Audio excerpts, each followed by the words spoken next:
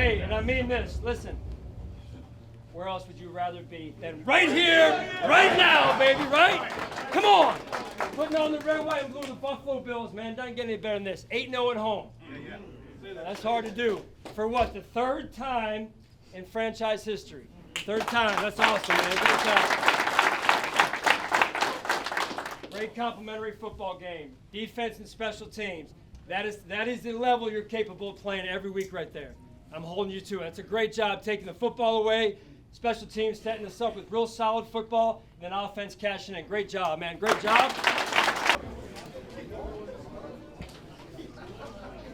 Love y'all, boys.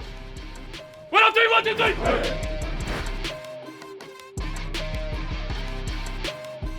Resilient damn football team right here, man. I'm so proud of you guys, man. That same process every week.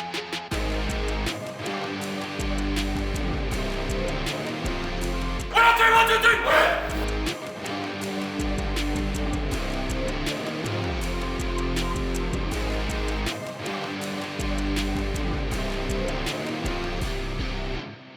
Welcome into Week 18 of the Sean McDermott Show, presented by Kaleida Health. Thanks for you at home joining us. Thanks, Sean, for giving us a couple of minutes. Huge win over the Jets. It was 40-0 at one point early in the fourth. I mean, your team really took over. You clinched the number 2 seed. How does a win like that, I mean, with this time of the season, how do you use that win to build momentum into the playoffs?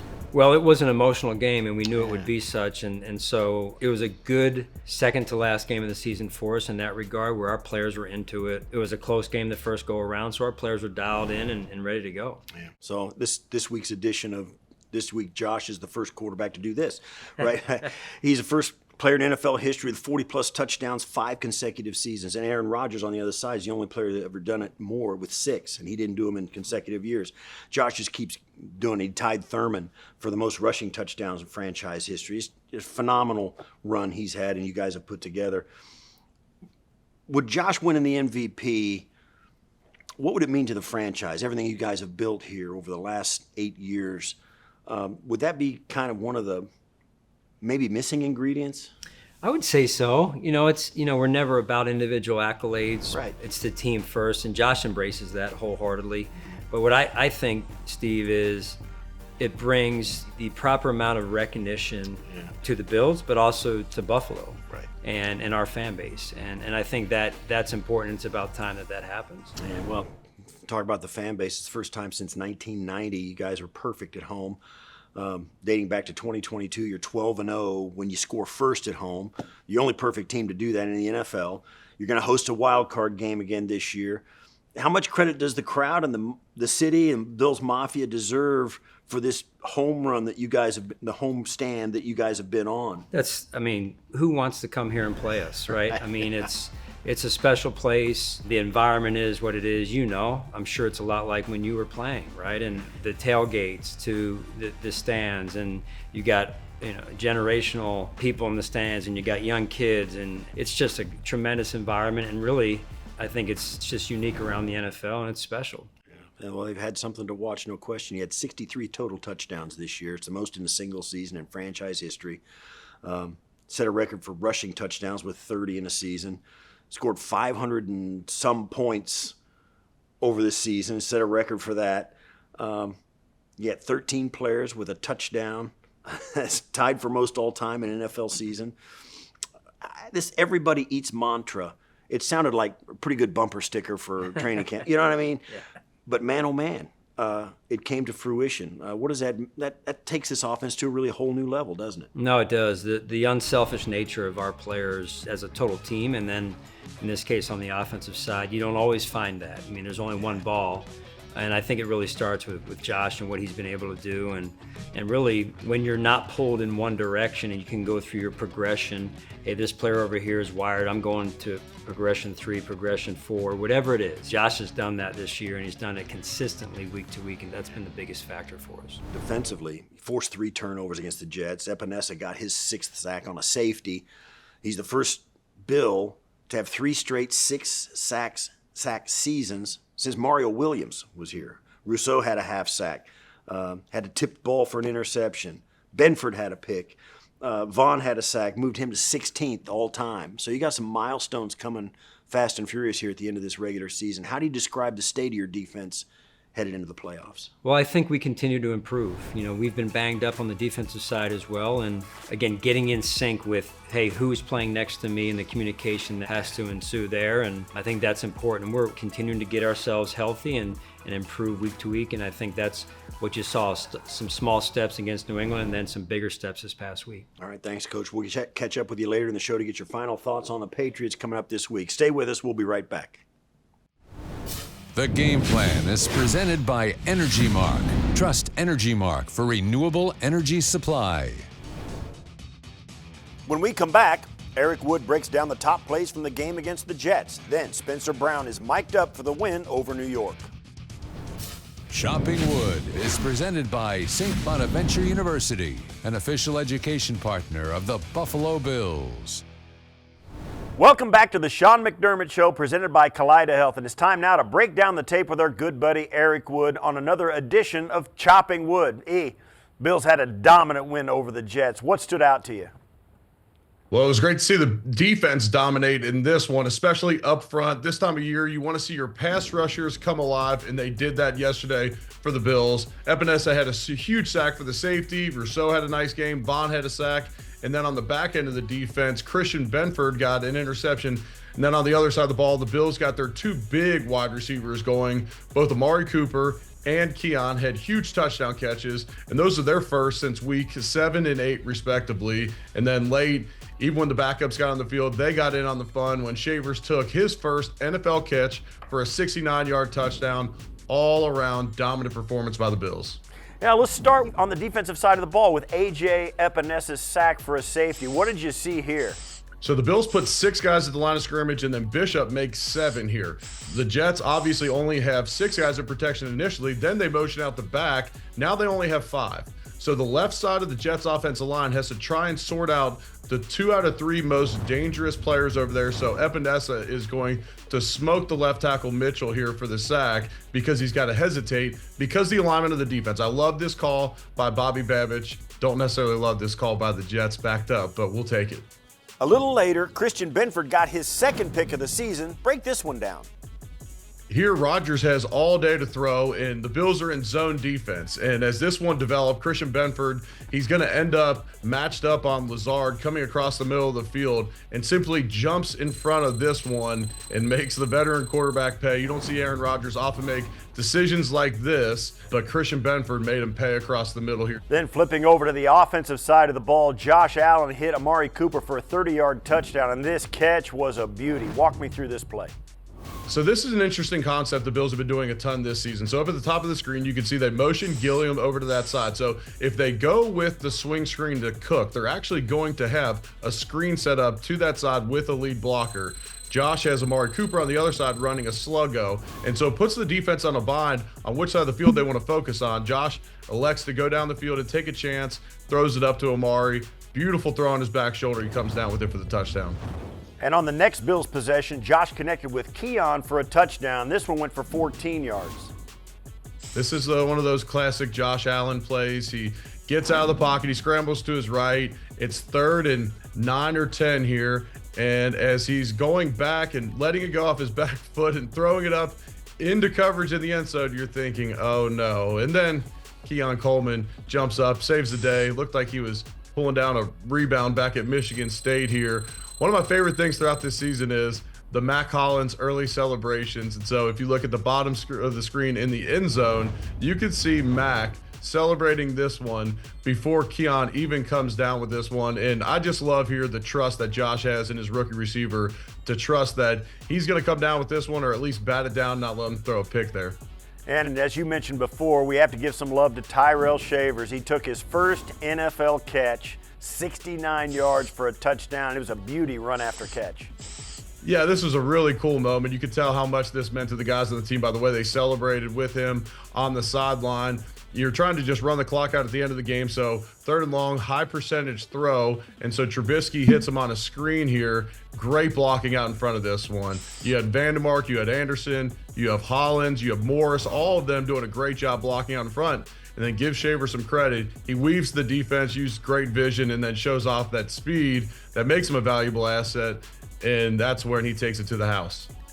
Great stuff as always. Thanks for this, Eric. We'll catch up with you after the Patriots game. Yep, sounds good. Looking forward to it, Steve. Still to come on the Sean McDermott Show, Spencer Brown is mic'd up for the win over the Jets. And later on, we take a deep dive into some next-gen stats on Sportsology. Mic'd Up is presented by Geico. A little warmer than usual. Still buttered. Yeah, baby. Yeah. Oh. Hee hee. America! Love it. That one felt pretty good. Another day at the office. Right here. Right here, baby. That was clean.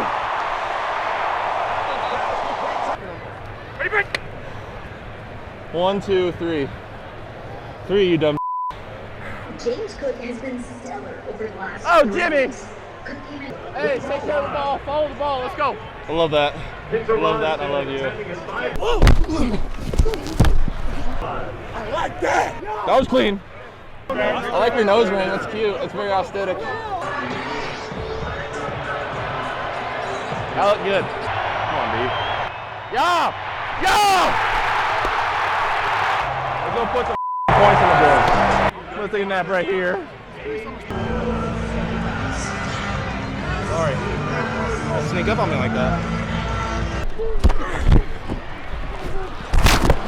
Hey, Mari.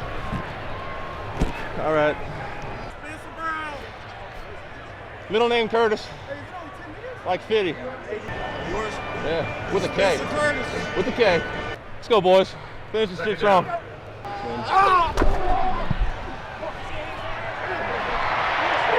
Love doing my job. It's awesome. Holding. Yep. Allen takes the snap, back to pass, pocket collapsing, throws down the right sideline, looking for Cooper. What a catch by Amari! Super Cooper. Make it look good, 98. What do you say? Oh, I love it. I love it. That was pretty awesome. That was one of the hardest punts I've had in my career. We're good. That win. Look nice. It did. I'm not shocked though, and that's kind of your job, and you're good at it. Look good while you do it. A little cheddar out the back of the helmet. I'm coming with you, dear Maria. Call me back. Get it again. 4. I got you, Jimmy. Love you, bro. Love you too, baby. Appreciate that. Now you're ready. Rolling to his right, trying to buy time, heaves it back across the field, and going up and pulling it down off the roof was Keon Coleman for the touchdown. That was graceful, and I'm jealous I'm not that athletic.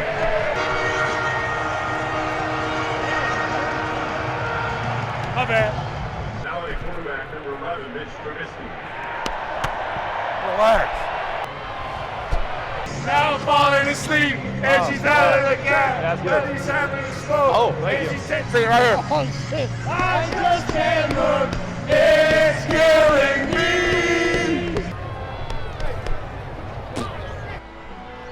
Bills Mafia. Last home game of the year, baby. Woo! See you in Boston. And he saved the Sabres. Next up on the Sean McDermott Show, we break down some next-gen stats in Sportsology. Plus, hear Coach's final thoughts on heading to New England to face the Patriots on Sunday. Sportsology is presented by ECMC. ECMC, bringing hope and healing to Western New York. Week 17 was for the 2 seed. The Bills had no plans of taking their foot off the gas in their 40-14 beatdown against the Jets. The defense forced 3 takeaways. The offense scored at least 30 points for the 12th time this season. Let's take a look at the stats behind the win. Buffalo's defense had 4 sacks against the Jets. They generated pressure on 14 of 28 dropbacks in the second half, the second most in a half this season. 7 different defenders generated multiple pressures, with Von Miller leading the way with 4 pressures on just 8 pass rushes in the second half. Bills quarterback Josh Allen finished the game with 3 touchdowns and a few impressive TD passes. Allen's 14-yard touchdown pass to Keon Coleman in the third quarter had a completion probability of just 20.1%, the third lowest of any play this season for the Bills. Coleman traveled 45.2 yards on the play, and the ball traveled 39.4 yards in the air. Josh Allen has done an incredible job distributing the ball this season. 13 different players have caught a touchdown pass, that ties for the most in NFL history. The QB also has at least 40 touchdowns in 5 straight seasons, the only quarterback to do so in NFL history. After the break, our crew from Buffalo Bills Weekly give you their game preview for Sunday's regular season finale with the Patriots. Plus, Coach shares what it will take to get the win on Sunday in Foxboro.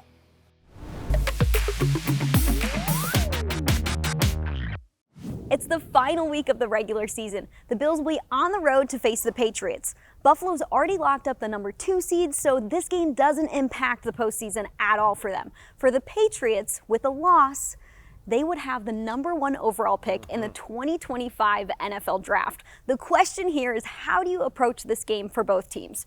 We heard from Bills head coach Sean McDermott. He said that Bills quarterback Josh Allen is going to start in this game because the consecutive start streak is important to him, but Allen's only going to play for a short amount of time, and then after that you'll see a blend of starters and then some guys who they just want to get a good look at before the playoffs begin. Yeah, you can't sit everybody because you only dress 48 on game day, so I think the coaching staff will assess who could really use a week off and use this week as a bye for some of those players, get them rested up for the postseason, and then taking that a step further, you say, okay, what young players do we want to get an extended look at? Let's see what kind of progress they've made.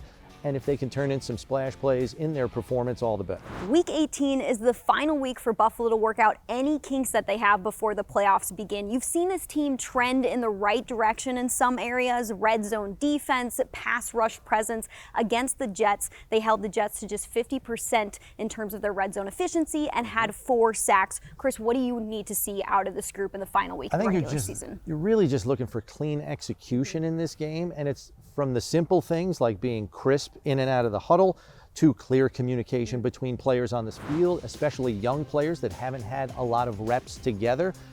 Get the clear communication down because, as we know, the playoffs are a gauntlet. You're playing great teams every single week.